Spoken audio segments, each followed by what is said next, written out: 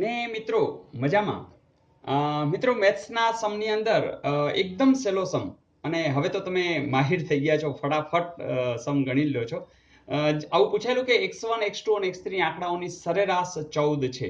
હવે ડાયરેક્ટ કરો તો સમજાય. x2 અને x3 નો સરવાળો બમણો કરવામાં આવે તો 30 થાય છે. આ સંજોગોમાં x1 નું મૂલ્ય કેટલું? મિત્રો સરેરાશ એટલે ખબર જ છે કે x1 વત્તા x2 વત્તા x3 ના છેદમાં જો તમે 3 કરો તો એ 14 છે. Is it okay? હવે વાત એટલી છે કે તમને આની પણ વાત કરી છે. શું x2 અને x3 નો સરવાળો? તો જુઓ જોઈએ, આ x2 અને x3 એનો સરવાળો એટલે આમ થયું, એને બમણો કરો એટલે આને આપણે 2 વડે ગુણી તો શું છે? તો કે 30 છે. આવું સમજાય છે? તો હવે શું તમે જ કહો, આ 2 બધા સાથે ગુણાયેલ છે, આ બધા સાથે ક્યાં જશે? છેદમાં. બરાબર, અહીંથી આપણે અહીં લઈ ગયા તો 30 ભાગ્યા 2 એટલે કે 15. એટલે કે ઇનડાયરેક્ટલી x2 અને x3 ની તમને વેલ્યુ આપી દીધી છે. કેટલી? 15. તો બાકીનું તો મળે જ ને મિત્રો. અહીંયા 15. હવે છેદમાં 3 છે, એને આ બાજુ લઈ જાઓ તો 14 તેરી 42. 15 ને આ બાજુ લઈ જાશો, 42 ઓછા 15. તમે તરત કહેશો કે સર 27 જવાબ આવે. તો જવાબ સાચો છે. 42 માંથી 15 જાય તો 27. Is it okay? તો આવું સિમ્પલ અગાઉ પૂછાયેલું, જે હવે તમે ફટાફટ ગણી શકો છો. અને હા મિત્રો, કોઈ પણ રકમ જોઈ તમારે સ્ટોપ કરી વિડીયો અને પ્રયાસ જરૂરથી કરજો, જેથી કરીને તમારો કોન્ફિડન્સ એકદમ અપ થતો રહેશે. જોઈએ નેક્સ્ટ.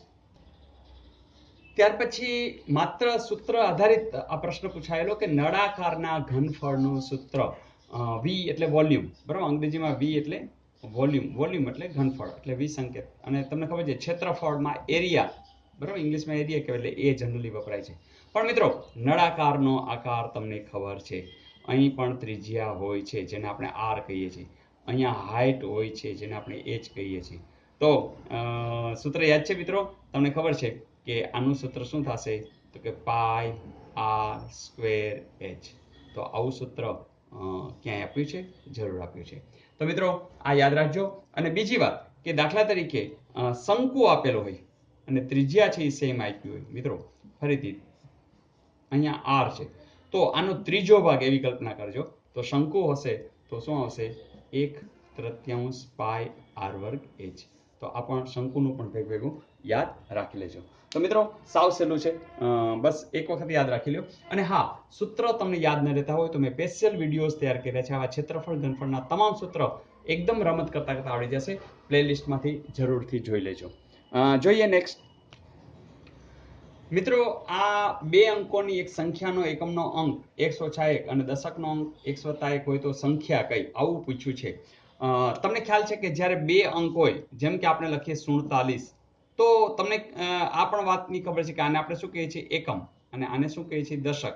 એટલે કે 4 ને દશક એટલે કે 10 સાથે ગુણો એટલે જવાબ આવશે 40. અને 7 ને એકમ એટલે 1 સાથે ગુણો, જવાબ આવશે 7. તો 40 અને 7 નો સરવાળો છે એટલે 47 છે. આવી તો ખબર જ છે. તો મિત્રો એક કામ કરો, સંખ્યાનો એકમનો અંક કોણ છે? x - 1. તો અહીંયા x - 1 છે, એની સાથે 1 ગુણશું. અને દશકનો અંક કોણ છે? x + 1. અહીંયા x + 1 છે, એની સાથે 10 ગુણશું. અને એ બેનો શું કરશું? સરવાળો. તો જોઈએ આપણે શું મળે છે. જોજો, 10 x + 1 એટલે આપણે કાઉન્સ કરીને લખી x + 1, પછી વત્તા એકડા સાથે ગુણી તો એમને જોઈ x - 1. બસ આનો જવાબ ઈ જવાબ મળી જ જશે. જોજો, 10 ગુણ્યા x 10x, 10 ગુણ્યા 1 10, પછી વત્તા x - 1. જોજો, 10x અને x સજાતીય પદ કહેવાય. તો x વાળા પદ છે ભેગા થઈ શકે, બાદબાકી થઈ શકે. જેમ કે અહીં સરવાળો છે તો 10x ને x એટલે શું થશે? 11x. વત્તા 10 ઓછા 1 સંખ્યા છે, 10 માંથી 1 જાય તો 9. પણ કેવા? અહીંયા વત્તા છે એટલે તો 11x + 9 એવું ક્યાંય છે? હા છે. તો છે ને સહેલું મિત્રો. તો બસ તમારી પ્રેક્ટિસ જાજી હશે તો હજુ પણ આનાથી પણ સ્પીડથી તમે કામ કરી શકશો. તો અત્યારે તો આટલું ગણો છો, પણ તમે આમ જોઈને જ કહી દેશો કે હા કોણ છે? એકમનો. અચ્છા, દશક છે એટલે 10x + 10, પછી સીધું અહીંયા. હા, તો આમ સીધું જ કરી શકશો. પણ શરૂઆતમાં ધારો કે તમે નવા છો તો આ કરવું પડે તો વાંધો નથી. તો મિત્રો બસ આનંદથી કામ કરતા રહીએ.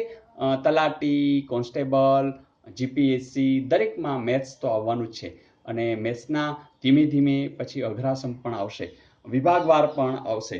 તો તમારી જે કંઈ ડિમાન્ડ છે મારા ધ્યાનમાં છે તો એ કરતા રહેશો. આજે જ મેં સિલેબસ પણ મૂક્યો છે પ્રિલિમિનરીનો, તો જરા નજર કરી લેજો વિડીયોમાં. ખાસ નજર કરી લેજો, આખો જોઈ લેજો એટલે ખ્યાલ આવી જાય. એક વખત નજર ફરી ગઈ હશે, તમે જ્યારે વાંચતા હશો ત્યારે રાજી થશો કે યસ આ પણ પૂછાય એવું છે. તો મિત્રો કાલે વધુ તૈયારી સાથે મિલતે હે બ્રેક કે બાદ. આવજો.